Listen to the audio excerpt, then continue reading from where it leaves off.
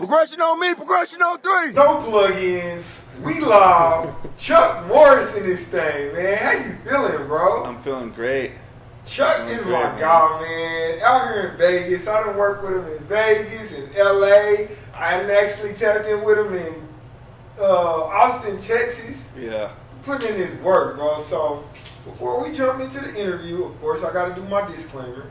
Any question I ask you is not meant to offend you. So don't pull your guitar out and bust me upside my head if I ask you something you don't want me to ask you. And we can cut out anything that you don't want to talk about, all right? Okay. All right, fair. So we're going to jump straight into it. Chuxx Morris. Now, I was introduced to you as Charles Rangel. Wrangle. Yeah. And that's not even like the right way to pronounce it, really. I think like, because my family's Mexican on that side, and it's Rangel or something, but I can't fucking. I'm not like I'm the whitest Mexican ever, so it's Wrangle. All right, Wrangle. We're gonna work with that. But Chuck Morris, explain that? It was just a name that we came up with as a band when I was like performing with the band. Am I looking here? You can talk to me too. Okay. All right, this doesn't matter. All right. Like, I want to say 2011, 2012, we came up with Chuxx Morris. That was the band's name? Yeah, it was sort of when I started to do, like, producing, and my band started, like, you know, like, not wanting to be in bands anymore, and, like, you know, get married and have kids and stuff. I dig it. So it went from, like, we had several different band names, and then something came up where we needed to put, like, a real project together, and Chuxx Morris was, like, the name that we fell on. So does that have any, like, significant meaning? Okay, nope, sweet. Nothing. Clutch. Just sounded cool. It does sound cool for sure. So I know we are here in Vegas, but where are you from? I grew up in Apple Valley, California. What is that next to? Is that like LA? It's the hole in the dirt you pass on your way to LA. Okay. Yeah, you'll see it. Is it like desert? Yeah. Okay. It's like this, but like just like smaller. Okay. Yeah. It's kind of close to. It's like Victorville, Hesperia, Apple Valley. It's in San Bernardino County. Okay. I know what area you're in. And it's like maybe an hour, 40 minutes on a good day to like LA. Yeah. So what brought you here to Vegas? Street performing. Yeah, and then I ended up moving here because I liked the hub of being in Vegas, and the rent was it's just more affordable. I can't afford to live in LA, especially compared to LA. LA is crazy. Yeah, LA is crazy, but yeah, street performing. So yeah, Chuck here, I know him as being partially a street performer, but on top of that, an amazing musician. From producing, songwriting, even his directing skills is on another level. And that's kind of what I want to dig down deep into a little bit is your street performing side of life. Yeah. How has like COVID-19 affected the street performing here in Vegas? I mean, when it first happened, like I haven't street performed this year a lot. Street performing for me last year was starting to go downhill. It just wasn't that fun anymore. It wasn't making nearly as much money as it was like 4 years ago. Yeah. And I started doing like producing full time to pay the bills. But when COVID first hit, like nobody wanted to go out. Now there's some performers that are going out, like street performers. Yeah. If I was like still street performing, I'm not sure if I was relying on street performing, I don't know if I would go out there. I don't know if I'm like want to go out there because you being cautious of the virus. Yeah. Or because the money not. I actually think the money might be good. Okay. Because people are missing street performing. I think my homies are making good money out there right now. I just think like I'm a germaphobe already, so like I'm not excited about it. For sure, understandable. All right, so now another thing I wanted to know was what made you get into street performing? I don't know, man. I was in college, and Wait, did you go to UNLV? No, I didn't Okay. go to UNLV. I went to Fullerton College. Okay. I went to a college in my hometown, and then I went to Fullerton College for a couple years. Okay. And I was just trying to like pay rent and make money somehow. And I remember when I would tour with my band, when we'd stop at like grocery stores or something, I'd set up outside and play a few bucks to pay for like food or hotels or whatever. Yeah. I was like, oh, this might be cool. And then my older sister actually is the one that hit me with the idea to go play like as a street performer. She was like, yo, because she plays violin, she was like, yo, I just hit like Venice Beach and made like $80 in like an hour. Like, you should come out here and try doing that. And that was like the first step. When I did it, I was like, yo, this is fun and this is like cool and I can like, do that. And then it just, it took off to like a career for like most of my 20s. Okay, so that's the street performer side of you. Let's get more into the producer, musician side. First, I would like to know, are you currently signed? I have a co-publishing deal, yeah. So what does signed to a label. co-publishing deal mean? In essence, it's like, I mean, there's a lot of different terms. For sure. But like a company invests in a small piece of your publishing. So like if we're looking at the whole publishing, including the writer side, it's like 25%. It's 50% of the publishing, but then you have writer side, so it's like 25% technically. And then in my case, like the term is only a year, which is great. Yeah. I mean, I can go on for like boring details, but like basically that's what a co-publishing deal is. I get it, It's like where they invest in a piece of the copyright. Straight up. And usually involves like an advance. Like, which is what all artists want. Yeah, but you got to be careful, man. The only reason I did it was because it was a good deal. It's like a small indie publishing company, like, because I have friends that got signed to like big labels, and they got screwed with publishing deals, man. Right. Because they had like stuff that they needed to recoup, and they were trapped in that deal for years and years, and it's like tough. That won't happen to me. So yeah, we definitely gonna get deeper down into the deal, but before we do, I want to give our viewers more perspective on who you are. What genre would you put yourself in? The Chuxx Morris, like so I write for other artists, but the Chuxx Morris stuff that I do is like alternative indie rock. Yeah. What all genres do you play with though? Like mainly like alternative rock, pop, indie. I'll do some trailer music. I'll do hip hop, but I'm not the greatest hip hop producer. I usually collab with other producers if I'm like working with like some rappers and stuff, that when we do like a fusion where it's like Chuxx Morris style but with like hip hop elements. Some 808s in the background. Yeah. And I can do that to a certain level, but I've got a dude in like I work with a team in LA, and like Xander, he's like the hip hop guy, man. He fucking kills it. And then there's Shiny, he does like EDM, and then it's good people to collab with. All right. So let's dig down into your music. One thing that I would want to know is, you say that your sister is like a violinist. Mm-hmm. What is your background in music like? How did you where does the music come from for you? I played clarinet in when I was like in 4th grade. That was like my introduction to music. I mean, other than just loving music, like growing up, like I always just loved music. I guess I was in choir, which did nothing because I'm like the shittiest singer in the world. Okay.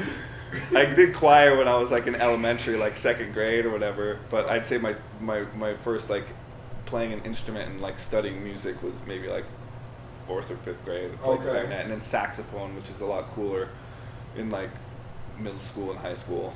And then when I was like in high school, I picked up like drums and guitar. Okay. So yeah, so it wasn't like a family forced it on you kind of thing, or They did. I keep telling my mom like I thought she like not forced it on me, but she at least like made me practice. Yeah. Like it was like homework, but she claims that she didn't.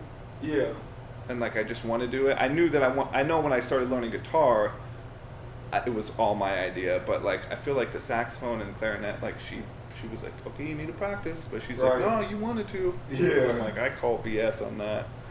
So, bro, you're definitely the humble beast because you way humbler than what you have to be. One thing I know is that like at nearly 1 million streams a year, I know last year you ran up like 755K streams on Spotify alone. Yeah, I want more streams. That's my question, bro. Like, are you not satisfied? Like, that's a lot of this freaking streams for just Spotify. Yeah, but alone. it takes a lot of streams to make like money with Spotify, man. 750, a million streams ain't.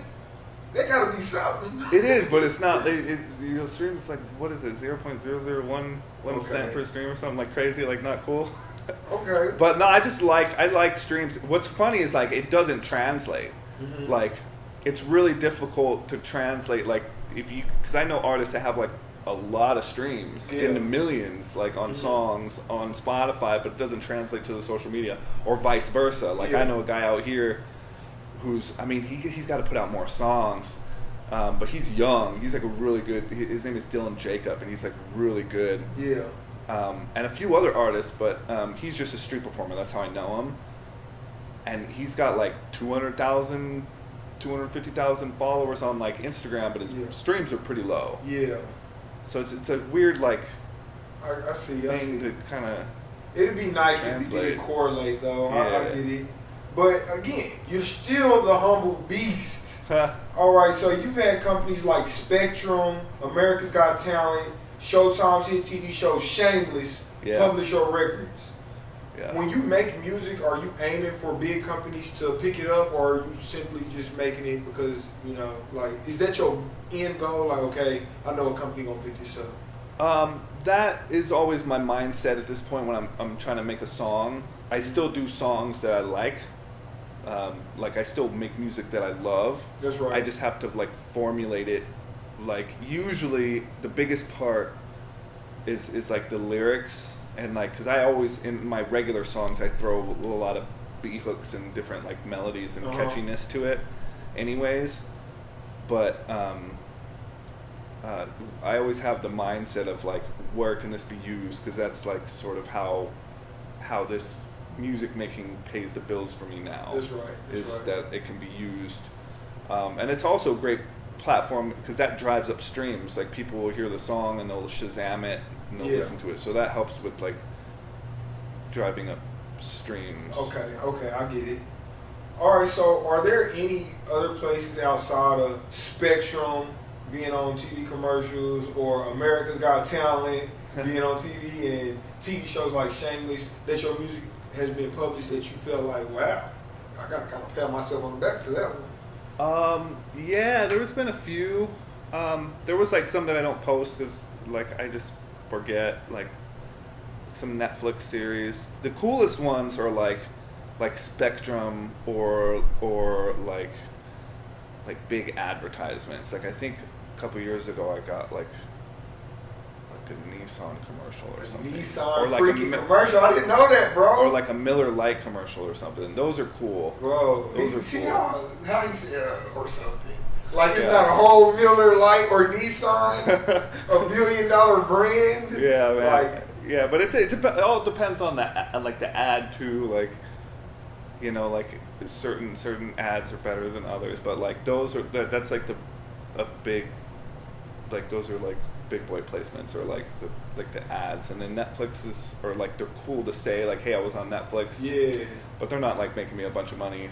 Like I don't think the America's Got Talent was super cool. Yeah. But I don't think it made me a lot of money. Like but it's super cool. And the Shameless was super cool because it was like the fight scene. Yeah. With a little kid and like some other dudes that go into a fight. So I was pretty stoked on that one. Bro, that's clutch. Bro, I'm honored to have you on my channel. You know what I'm saying? Thanks, dude. Real talk. It's cool to be here, man. I love this. Yeah. Another humble beast moment that I gotta bring up. Yes, I do. I was on YouTube just kind of scrolling through, you know, whatever your name pops up, and I saw like some Chinese anime called Plunderer or something like that pop up, and it was produced by you, bro. What? It's like a Chinese anime produced by Chuxx Morris, bro. Nah, you're probably, maybe it was like one of those music videos people put out. Okay, but all I know is it had over 100,000 views on it. Yeah, you know so this is a cool thing. I've got, like, I don't know how they've ended up finding my music, maybe through playlists, but I've got these like YouTube people that like will upload music every day. Yeah. Like upload like new music, you know, channel, like channels that basically do new music, but they'll put it to like cool images or some of these YouTubers will like speed up the song so it sound like a chipmunk, but like people love it and it'll get like 100,000. Like I don't know, it's like weird. It's like gamers like listen to it. Yeah. And stuff like gaming music YouTube channel, and they like to upload my music, which is super cool, and I appreciate that. So I've got a few of those like people that like that every time I release a song, I'll be like, yo, you want to upload it? And they'll be like, That's yeah, right. Yeah. So But cool. I know it goes deeper than that because I remember at one time we were about to work, but you like had to go to China or I did go to Tokyo China. or something. Yeah, so like, yo, music don't take people across the water like that, bro. So That you was gotta fun. explain to me, bro, what's going on. China was cool, man. That was actually with the street performing stuff that I do. Like when I street perform, I play acoustic guitar. I don't sing. I don't do like, it's totally different than the Chuxx Morris stuff. I play guitar on my lap like a piano. It's like a lot of acoustic stuff. So I was street performing at South by, and a couple people were like, "Yo, we like run this festival." Not that they run it; they just like book the artists that are part of this. And they're like, "We'd love to bring you." And it was like at that time I was performing with the tap dancer. We'd like to bring you guys to China. And we're like, yeah, okay, because we get like, you know, people like that all the time. Like, sure, dude.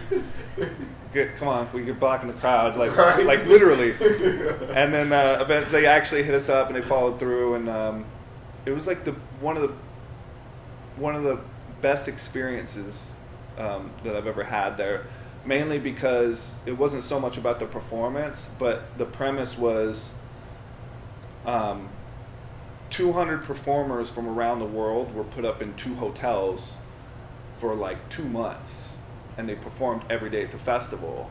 So it quickly became less about going and performing and more about like let's hang out. Yeah, with, you know. So you met people from everywhere, huh? Yeah. Wow, that's crazy to even think like. And then just meet with so many different like they're let's go hang out with the fire dancers tonight, like at the bar. Like let's go hang out with like, you know, the tumblers or the jazz band people from America or something, you know, or from people from Colombia or like this and that, and like we'd all get together. Yeah. So how often is that something that you looking forward to doing again, or is it like? I would love to do it again, but I think they try to bring like new acts every year. Got it. I still keep in touch with them. I actually helped them book artists this year, but it was for a virtual festival. So they had like of COVID. Yeah, so basically I just, you know, they did like videos and stuff. Got it. Well, yeah, bro, definitely the humble beast right here. You know what I'm saying? Don't sleep on Chuck. He just don't like to talk about it, but I know. All right, so I got to talk about it. Let's do it. But if someone's never heard any of your music, or whether it's something you produced or some of Chuck Morris stuff, what's one thing that you would suggest they go listen to? Solomon Grundy. That's my like number one and the number one stream song on Spotify, and it's my favorite. I think it's literally like 2 minutes long. It's like the shortest song. But I just like how that one happened. I wrote it and produced it in like a day. Wow. Again, it's pretty short. I don't even know if I own the rights to the lyrics, because here's how the song happened. Yeah, nobody said anything yet, but it was for like a TV. It was like somebody was like, they call them briefs, but every once in a while they'll be like, "Yo, can you do a song like this for this show?" Yeah. Usually I just write whatever I want and like put it in a catalog and they'll pick and choose. But they're like, can you turn this nursery rhyme, which was just like, it was for a Batman series.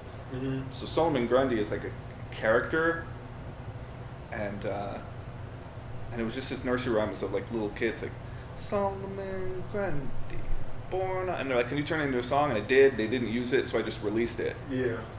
I don't know if that's like public domain. Yeah. But right now, right now it's on my Spotify. Tuck those dollars in your pocket and everybody go. Yeah, so I don't know. I mean, I don't know. I don't know. So I didn't. But that's the one I would say to go listen to because it's just most fun to listen to. Sweet. So, do you have like a record deal? I know you.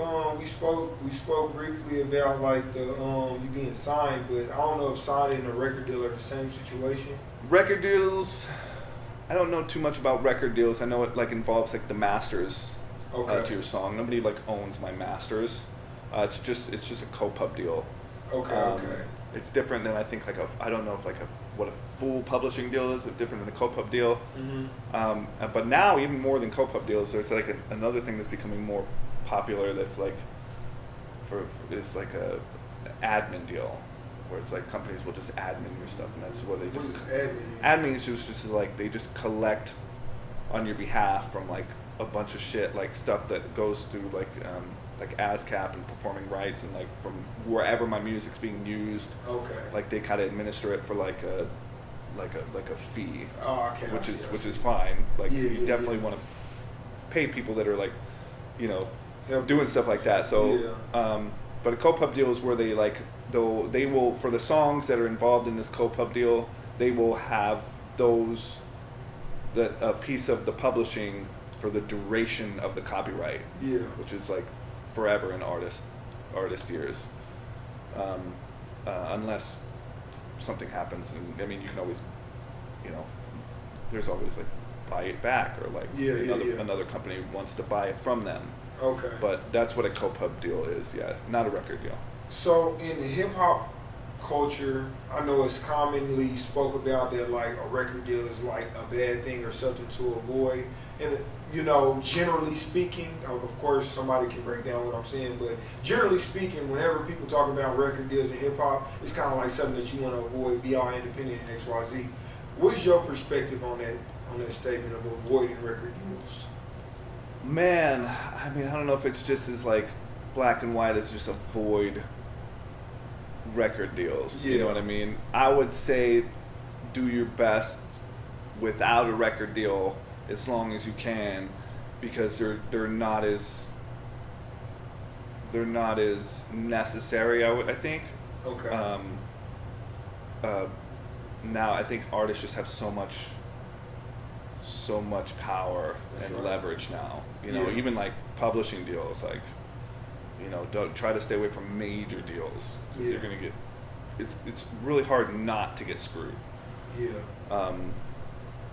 But I think it's important to stay like independent, and if you can control like your own. But like if somebody comes at you with like the most amazing deal of a lifetime, and if you just want to go for it, then that's I would never judge anybody for that. Yeah. But I think it's dicey when it comes to like deals. Like all my friends had publishing deals. I didn't want a publishing deal, but this company is just super cool and they're small, so like I can like call them on the phone. That's dope. And just be like, hey, what's up? How's the pitching going? Yeah. Like I can't do that with like other publishing companies. Yeah. Or like bigger like stuff like that. That's right. All right. So we in Vegas. We talk about getting screwed. So I think it's only right that I ask you, what's one of the biggest mistakes that you feel like you've made, in just your endeavor as being an artist? Oh, fuck, dude. It's so many. Every single one. I've made so many, dude. It's biggest. I mean, if we're talking about being screwed, I put up money for like a booking agent a long time ago. Like me and the band put up like, I don't know if it was like $3,000, and she just like disappeared. Money, bro. Like $3,000. Yeah. And you ain't heard from her since then on Instagram, or nothing. She totally disappeared, bro. And she was funny because she was working with a band that I knew, and that's why I reached out to her, and I talked to that band. I was like, "Yo, your fucking girl from Rich Halo Booking, like, totally just like bailed with our cash." and he's all like, "Yeah, man, I probably wouldn't have worked with her." And I was just like, "Fuck, I should have asked them," but I was like being proactive, and I reached out to her. Yeah, that's tough. That's a big mistake, but there's so many, man. I can't even count. That's a fun one right there, huh? Yeah. You don't see that back. You was better off spending that in the casino. But all right, so here in Vegas, do you feel like you're slept on, or you kind of get the recognition you deserve?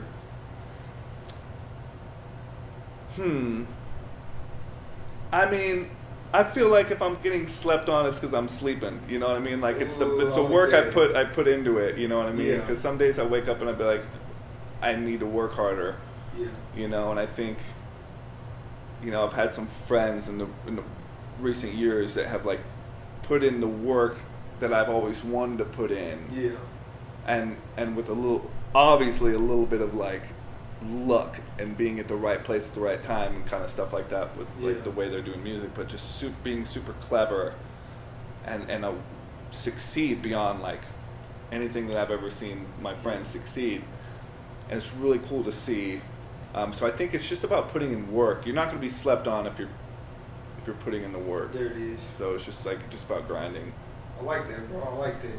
So what's something new you got coming up? I mean, I'm about to like release a bunch of music that I've been kind of holding on to because I wasn't releasing music during the COVID months. Mm-hmm. I just didn't think it. I wanted to wait till like a lot of my songs were like positive. I kind of wanted to wait a little bit until like that stuff was blowing. That and like I try to market it to like sports, a lot of the stuff like to ESPN, like stuff like that. So like sports were shut down. Yeah. So I was like, maybe I'll wait till sports start coming back. That way we can send it to them and be like, yo, here's some like stuff we could use in like your ESPN promos. So that's like a lot of stuff they have to think about when I'm like releasing songs. Yeah, I know that was a compliment I had for you, is that you got some of your music, it sounds like some music you were in a 2K, on the 2K menu, like exhibition menu while you're choosing your team, like that's how familiar your music sounds. It sounds really high quality. But I got a little personal question. Are you hip to any Tulsa artists? I don't know. I mean, you. Dang, I hope you was knowing somebody, but it's cool. I'll take that. Me, all right. That I mean, like you mean like big artists. Anybody from Tulsa? I don't know. See, I don't even know where my favorite artists are like from. Okay, I get it. So like it's like I wouldn't know it. Maybe. Okay. Local artists, probably not. Oh yeah. We still working. Okay. But okay, so how about this? Who are some Vegas artists that you might be able to commend on putting in some work? If you can say any, you know. Yeah, I mean, I'm trying to think of people that are like. Give me a second. All right. I mean, I know Dylan Jacob, but it's like that's easy because he's been a street performer. You know, so I'm around him a lot. Yeah. And he's been on like the 4, like that competition, and he's so young. He's like 17 now. Wow. And he goes out on Fremont and just like freestyles to people. Oh, and he like raps? and he gets like big crowds. And he's just really talented. I think like he's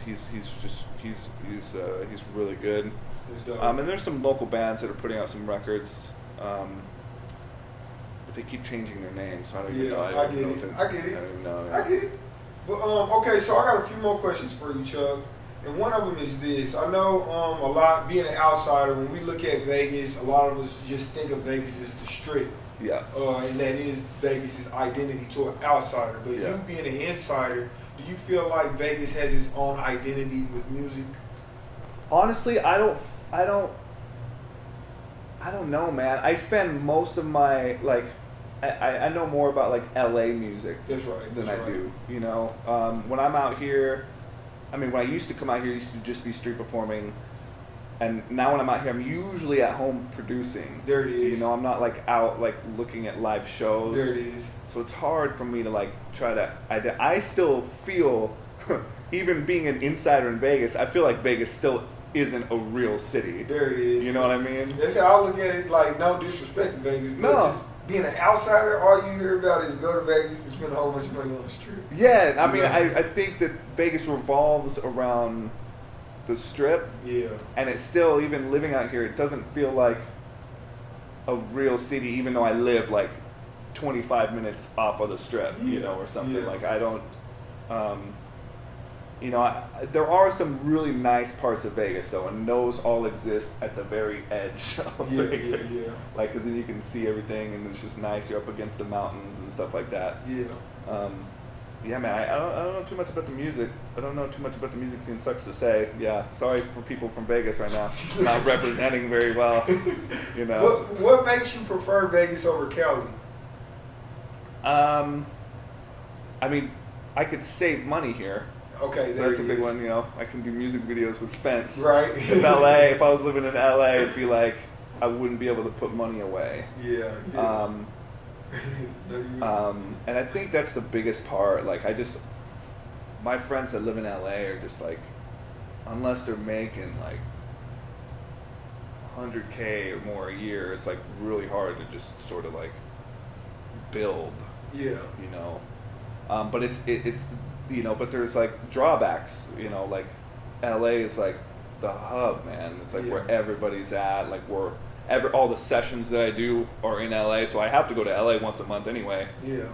Because that's where all the artists that I work with, usually if we're recording, are at. Yeah. Okay. But yeah, I think just the affordability and the convenience still. Like if I need to fly to LA, it's super cheap. Yeah. If I need to fly anywhere, it's super cheap from Vegas for whatever reason. That's right. I know that to be true. Yeah. Okay, so I guess the last question I would kind of ask that I would like your opinion on is there real opportunities in Vegas for creators? Yeah. There's some producers out of here that I really like that I haven't had the chance to meet yet. I know Mantra is one. I discovered him on BeatStars because I'll go through beats and just get some inspiration, or sometimes I'll release beats on there. But he's from Vegas. I think there's a lot of amazing entertainers here in Vegas. I know of like very few of them. Sorry, I forgot what the main point of this question was. What was I was saying like, are there any real opportunities? Oh, opportunities. Yeah.